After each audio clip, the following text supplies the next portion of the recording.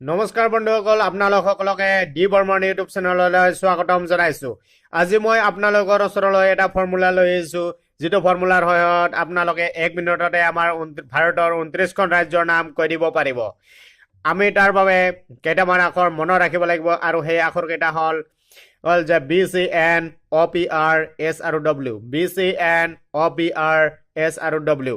এই 8টা আখৰেৰে আমাৰ একোখনকৈ ৰাজ্যৰ নাম আছে। সেইবাবে মই এই আখৰ কেইটাৰ তলত 1 কৈ লিখিছো। তেনেহলে আমি আগবাঢ়িছো। এইবাৰ বিৰে কি ৰাজ্যৰ নাম আছে? বিৰে আছে আমাৰ বিহাৰ, চিতে ছত্তীশগড়, এনতে নাগালেণ্ড, অতে ওড়িশা, পিতে পাঞ্জাব, আৰতে ৰাজস্থান, এছতে ছিকিম, ডব্লুতে ৱেষ্ট বেংগল। ইয়াৰ পিছত আমাৰ কোনটো আখৰেৰে আমাৰ দুখনকৈ ৰাজ্যৰ নাম আছে, আমি এইবাৰ সেইটো আখৰলৈ আগবাঢ়িছো।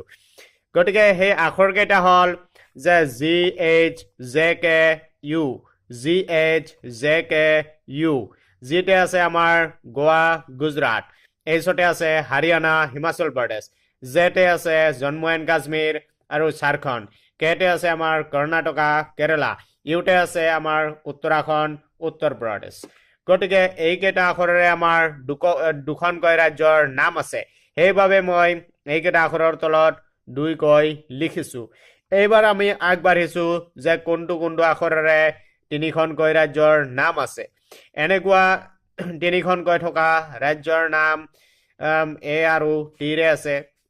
গতিকে সেইবাবে মই এই এ আৰু টিৰ তলত 3 কৈ লিখিছো। আপোনালোকে মনত ৰাখিব যে এৰে আছে অন্ধ্ৰপ্ৰদেশ, অৰুণাচল প্ৰদেশ আৰু হ'ল আছাম।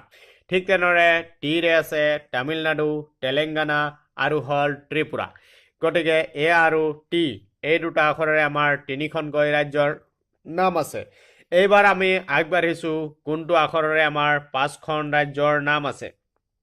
এনেকুৱা আখৰ আমাৰ এটাই আছে, আৰু সেই আখৰটো হ'ল এম। অৰ্থাৎ এম আখৰটোৰে আমাৰ 5খনকৈ ৰাজ্যৰ নাম আছে। সেইবাবে মই এমৰ তলত 5 লিখিছো। গতিকে এমৰে হ'ল মধ্যপ্ৰদেশ, মহাৰাষ্ট্ৰ, মণিপুৰ, মেঘালয়া আৰু হ'ল মিজোৰাম। গতিকে এইকেইটাই আমাৰ মনত ৰাখিবলগীয়া আখৰ। গতিকে আপোনালোকে যদি এই আখৰকেইটা মনত ৰাখে, তেনেহ'লে আমাৰ ভাৰতৰ 29খন ৰাজ্যৰ নাম অতি সোনকালে কৈ দিব পাৰিব, আৰু অতি সহজ উপায়েৰে আপোনালোকে মনত ৰাখিব পাৰিব। সেইবাবে মই এই ফৰ্মুলাটো আপোনালোকৰ ওচৰলৈ লৈ আহিছো। ইয়াৰ উপৰিও আৰু ফৰ্মুলা আছে, গতিকে মই এটা ফৰ্মুলাহে আজি লৈ আহিছো, যাতে আপোনালোকৰ কিবা সুবিধা হয় সেইবাবে।